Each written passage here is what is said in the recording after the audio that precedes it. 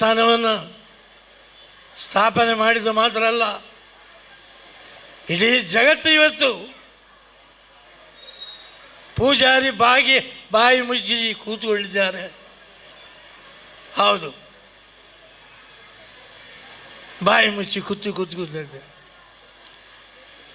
ಯಾಕೆ ನಾನು ಮಾತಾಡ್ತಾ ಇಲ್ಲ? ಧರ್ಮಸ್ಥಳದಲ್ಲಿ ಈ ರೀತಿ ಆಗ್ತಾ ಇರುವಾಗ ಪೂಜಾರಿಯ ಮೌನ ಯಾಕೆ? ಹೌದು,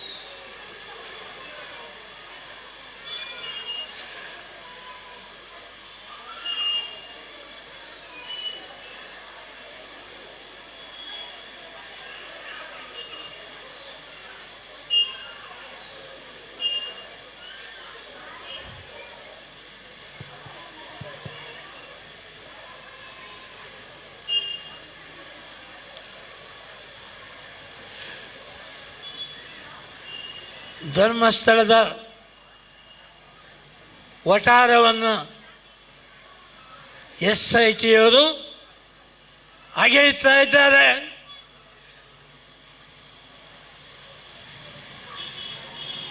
ಶವಗಳನ್ನು ಊತಿಟ್ಟಿದ್ದಾರೆ ಎಂಬ ಈ ಆರೋಪದಲ್ಲಿ ಆ ಶವಗಳನ್ನು ಹುಡುಕ್ತಾ ಇದ್ದಾರೆ. ಇಲ್ಲ, ಹೆಗ್ಡೆಯವರೇ, ಧರ್ಮಸ್ಥಳ ಅದು ಧರ್ಮಸ್ಥಳ,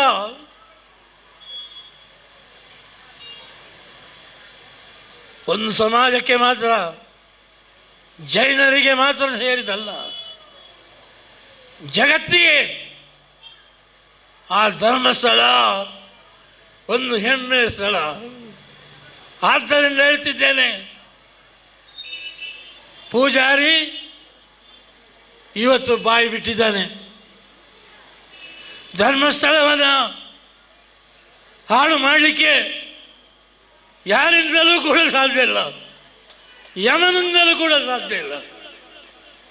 ಆದ್ದರಿಂದ ಏನಾಗಿರ್ತಾ ಇದ್ದೀರಿ? ಭಾರತದ ಸಂಸ್ಕೃತಿ, ಮನುಷ್ಯ ಸತ್ತ ಕೂಡಲೇ ಅವನನ್ನು ದೇವಸ್ಥಾನದಲ್ಲಿ, ಅದರ ವಠಾರದಲ್ಲಿ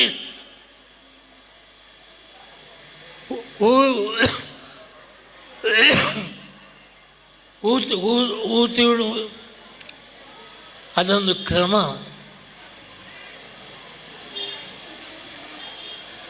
ಇವತ್ತು SITಯವರು ಹುಡುಕಿದ್ರು, ಏನು ಸಿಗಲಿಲ್ಲ. ಹೌದು, ಸಿಗುವುದಿಲ್ಲ. ಎಷ್ಟು ಹುಡುಕಿದ್ರು ನೀವು, ಸಿಗುವುದಿಲ್ಲ. ಯಾಕೆ?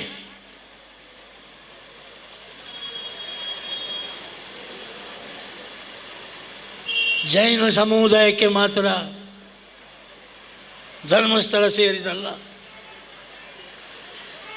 ಇಡೀ ಜಗತ್ತಿನ,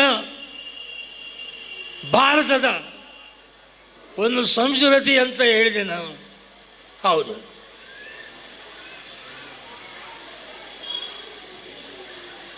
SITಯವರೇ,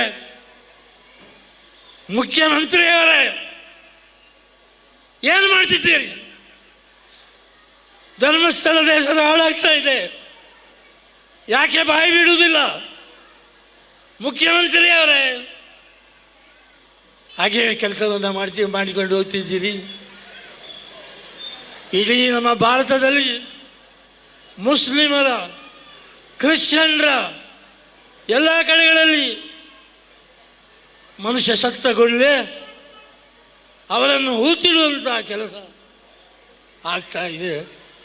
ಅದು ಭಾರತದ ಸಂಸ್ಕೃತಿ. ಇವತ್ತು ಅಲ್ಲಿ ಹೆಣ ಸಿಕ್ಕಲಿಲ್ಲ, ಹುಡುಕಿದ್ರು ಹೆಣ ಸಿಕ್ಕುವುದಿಲ್ಲ. ಹೌದು, ಸಿಕ್ಕುವುದಿಲ್ಲ. ಅಷ್ಟು ಆಳದಲ್ಲಿ ಅದನ್ನು ಹೂತಿಟ್ಟಿದ್ದಾರೆ. ಆದ್ದರಿಂದ ಹೇಳ್ತಿದ್ದೇನೆ, ಹೆಗ್ಡೆಯವರೇ, ನಿಮ್ಮ ಒಟ್ಟಿಗೆ ಭಾರತ ಇದೆ, ಇಡೀ ಜಗತ್ತಿದೆ. ನಿಮ್ಮ ಒಟ್ಟಿಗೆ ನಿಮ್ಮ ಧರ್ಮಭಕ್ತಿಯವರಿದ್ದಾರೆ. ಹೆದರಬೇಡಿ, ನಾವಿದ್ದೇವೆ.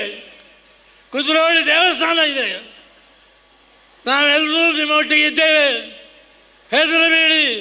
ಇದನ್ನು ಎದುರಿಸಿ ಭಾರತ ಸರ್ಕಾರಕ್ಕೆ ನೀವೇನು ಮಾಡ್ತಿದ್ದೀರಿ? ಪ್ರಧಾನಮಂತ್ರಿಯವರೇ, ಮೋದಿಯವರೇ, ಏನು ಮಾಡ್ತಿದ್ದೀರಿ?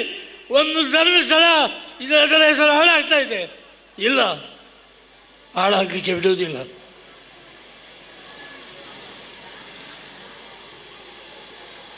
ಇವತ್ತು ನೀವು ಮುಸ್ಲಿಮರಲ್ಲಿ ಸೇರಿದಿರ್ಬೋದು, ಹಿಂದೂಗಳು ಸೇರಿದಿರ್ಬೋದು, ಕ್ರಿಶ್ಚಿಯನ್ರವರು ಸೇರಿದಿರ್ಬೋದು. ನಿಮ್ಮ ಚರ್ಚ್ಗಳಲ್ಲಿ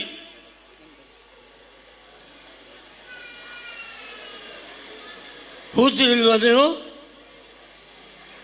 ಶವಗಳನ್ನು ಭೂಮಿಯ ಅಡಿಯಲ್ಲಿ ಹೂತಿಳಿಲ್ವ ನೀವು? ಯಾಕೆ ಯಾಕೆ ಹೂತಿಟ್ಟಿದ್ದೀರಿ? ಮುಖ್ಯಮಂತ್ರಿಯವರೇ, ನಾಚಿಕೆ ಆಗ್ತದೆ ನನಗೆ. ಒಂದು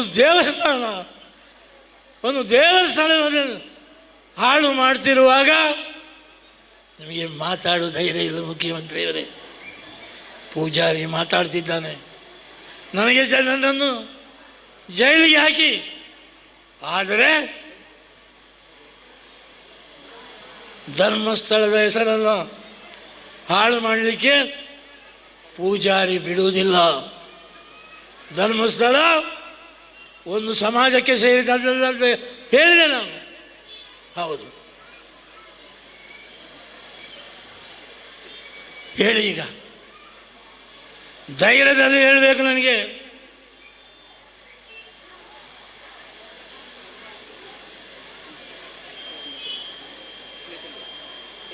ಇಲ್ಲಿದ್ದವರು ನೀವು ಹಿಂದೂಗಳದು ಕೈ ಎತ್ತಿ ನೋಡುವ.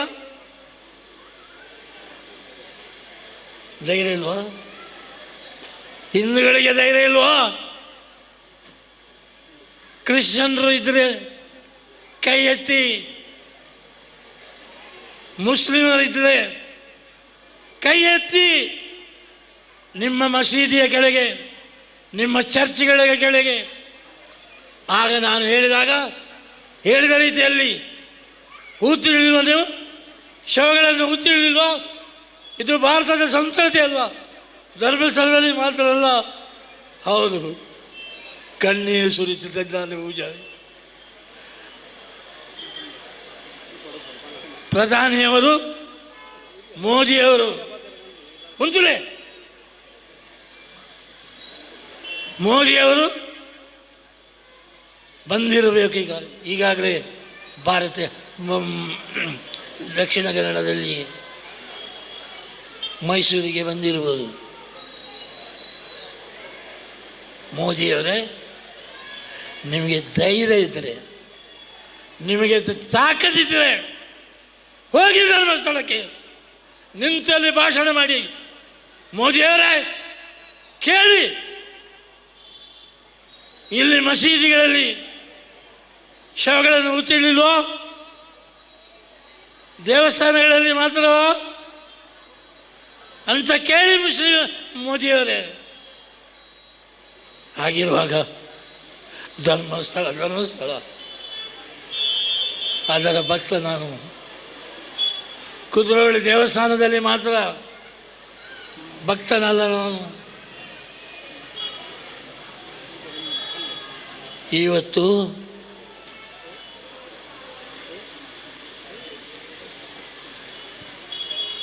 ಅಂಗಡಿಗಳಲ್ಲಿ ಕೂತುಕೊಂಡು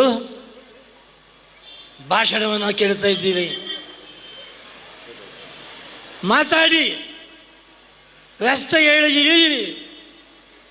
ಶವಗಳನ್ನು ದೇವಸ್ಥಾನದಲ್ಲಿ, ಚರ್ಚ್ಗಳಲ್ಲಿ ಹೂತಿಡುವುದು ಭಾರತದ ಸಂಸ್ಕೃತಿ ಅಂತ ಹೇಳಿ. ಆದ್ದರಿಂದ ಈ ಕಾರ್ಯಕ್ರಮದಲ್ಲಿ ಇವತ್ತು ನೋಡಿದೆ ನಾನು, ಆ ಮಕ್ಕಳ ಮುಖದಲ್ಲಿ ಯಾವ ಕಲ್ಮಶ ಕೂಡ ಇಲ್ಲ. ಆ ಮಕ್ಕಳ ಮುಖದಲ್ಲಿ ಇವತ್ತು ದೇವರನ್ನು ನೋಡಿದೆ ನಾನು. ಆ ಮಕ್ಕಳು ಎಲ್ಲಿದ್ದಾರೆ? ಹೆಚ್ಚಿನ ವಿಡಿಯೋಗಳಿಗೆ ಪ್ರತಿಧ್ವನಿ ಯೂಟ್ಯೂಬ್ ಚಾನೆಲ್ ಸಬ್ಸ್ಕ್ರೈಬ್ ಮಾಡಿ, ಬೆಲ್ ಐಕಾನ್ ಕ್ಲಿಕ್ ಮಾಡಿ.